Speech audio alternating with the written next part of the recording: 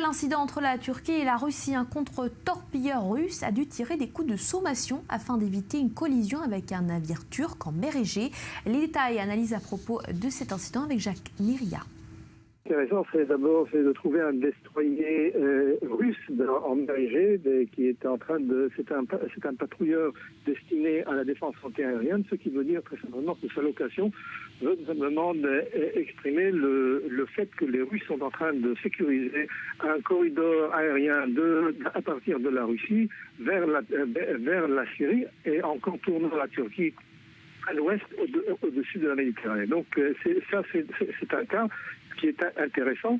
Deuxièmement, le fait que le bâtiment est tiré sur un bateau de pêche turc, tout simplement, prévoit de la prudence, puisque de tels incidents dans le passé ont provoqué, comme vous le rappelez, le célèbre destroyer Kol au Yémen, qui avait été touché par un navire, enfin un bateau de pêche, qui était un bateau de pêche bourré d'explosifs. Donc les Russes ne peuvent pas se permettre cela, et le tir de sommation était tout simplement pour faire comprendre aux Turcs, enfin ce bateau-là qui ne devait pas s'approcher, il était déjà à presque 500 mètres du bâtiment russe.